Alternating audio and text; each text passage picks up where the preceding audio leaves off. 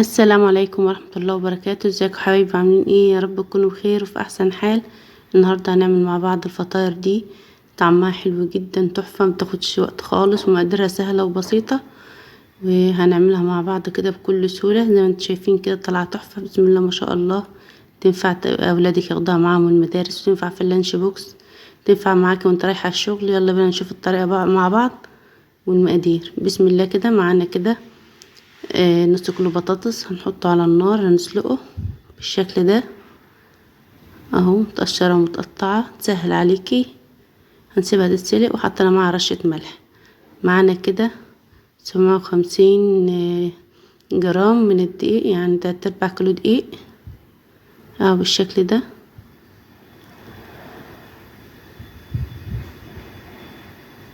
هروح بقى المكونات السائله بتاعتنا كده. معانا معلقتين صغيرين من الخميره الجافه، معلقه صغيره ملح. ده المصل بتاع اللبن اللي هو شرش الجبنه اهو بالشكل ده. الكوبايه اللي معايا دي كوبايه صغيره، يعني حوالي كوبايه ونص من الكبار اهو بالشكل ده. كده هنقلب كل المقادير مع بعضها، ما بتاخدش وقت خالص. معايا نص كوبايه زيت، هنقلب كده كل المكونات مع بعض كده، وهننزل بالدقيق بالتدريج اهو بالشكل ده كده.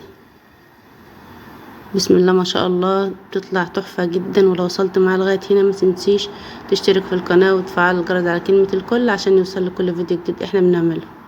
هنقلب الدقيق كده بالشكل ده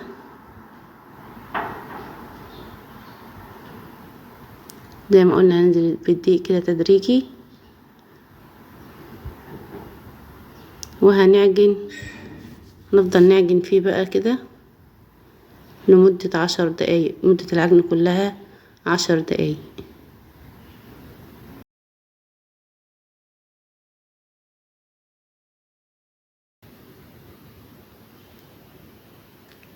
بعد ما نخلص العجينة بتاعتنا كده بالشكل ده،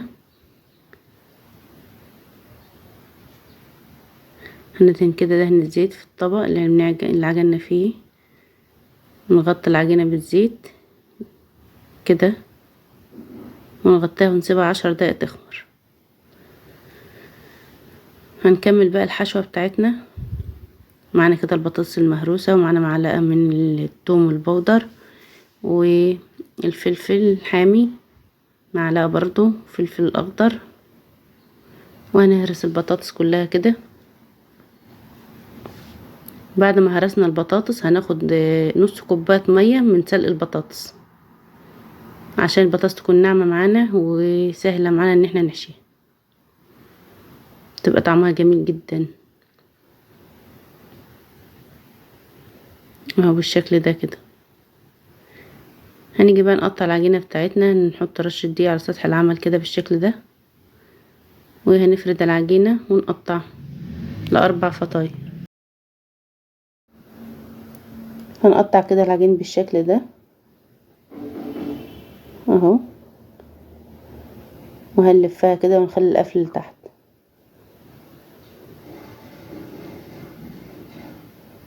الفطار دي طعمها حلو جدا، واتمنى تجربوا الطريقة كده وتكتبوا لي كومنت حلو زيكم في التعليقات. وصلوا على النبي كده. بسم الله ما شاء الله، العجينة طالعة تحفة جميلة جدا. شايفة قوام العجينة عامل ازاي؟ هنبدأ بقى كده في الفرد. هنفرد كده اول واحدة عملناها قطعناها بالشكل ده، وهناخد قطعة من البطاطس الحشوة بتاعتنا. الحشوة اللي زي ما انت عايزة، زي ما انت عايزة تحشيها احشيها. وهنجمعها كده بالشكل ده اهو، وهنقفلها. قفلها كويس جدا عشان ما تفتحش معاك. وابدأ كده في الفرد كده بالراحة خالص، وحطها على الصينية اللي انت هتشتغلي فيها بقى. اول واحدة كده بالشكل ده. ودي هالة اختارت الحشوة بتاعة العجينة بتاعتها او الفطيرة بتاعتها، هي اللي هتعملها بايديها، وقالت انا لازم انا اللي اعملها. اختارت كده ميكس من الجبن وفلفل اخضر، وقلبتهم مع بعض بالشكل ده. بتقولي احط تاتشاتي، حطيت كده حبة البركة وحبة السمسم، فلازم يكون ليها تاتشات. ماشي يا لولو. فردت لها كده العجينة، وحطيت لها الحشوة اهو.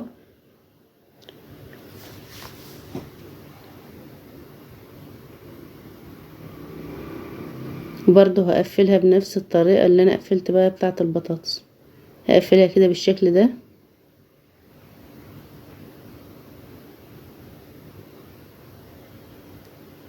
وافردها شوية كده بالراحة وارجع اقلبها وافردها اهو بالراحة خالص عشان الحشو متقطعش العجين معاكي. وهنقلها على الصينية بتاعة الخبز اهو بالشكل ده كده.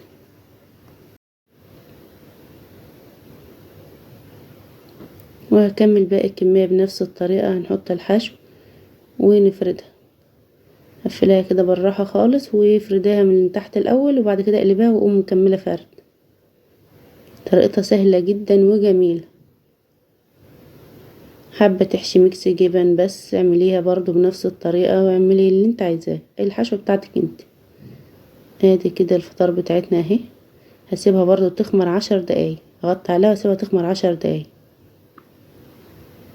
وهجيب بقى كده ادهن الوش معايا كده صفار بيضة ومعلقة لبن وكيس فانيليا. هدهن الوش كده بالشكل ده.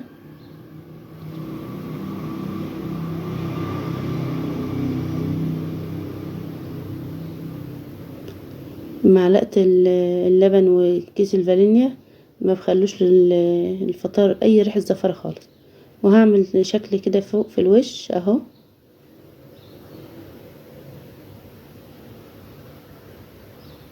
اعمليها كده بصوابعك بتخليها شكلها حلو جدا وتحفة. ما بيجرالهاش حاجة ولا بتتقطع ولا اي حاجة، زي ما انت شايفة كده. دي بتاعت هالة، اهم حاجة بتاعت هالة.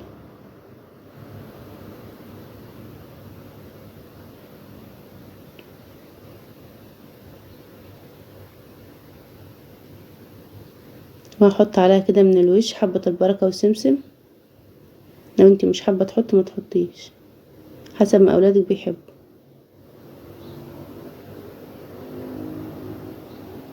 بتديها طعم حلو جدا وشكلها جميل. بسم الله ما شاء الله، شكلها يتكلم عن نفسه.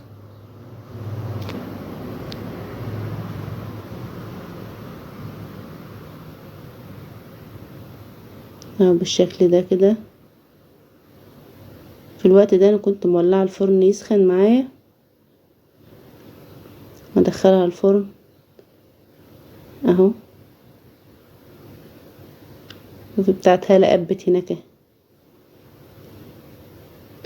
وانتفخت بسم الله ما شاء الله، طلعت تحفة جدا وجميلة وشكلها حلو ازاي.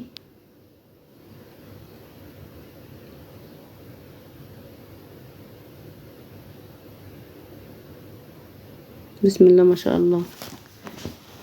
اتمنى تجربوا الطريقة وتشوفي الخطوات بتاعتها كلها وهتطلع معاكي تحفة بإذن الله من اول مرة وناجحة كده بالشكل ده. لو لسه جديدة في قناتي اتمنى تشتركي فيها وتفعلي الجرس على كلمة الكل عشان يوصلك كل فيديو جديد احنا بنعمله. وتجربي طريقتنا في الفطير بتاعتنا النهاردة. تدعولي كده وتكتبوا لي كومنت حلو من ايديكم. بحبكم في الله، مع السلامة. سيبكم بقى مع الفطاير بتاعتنا كده وتشوفوها.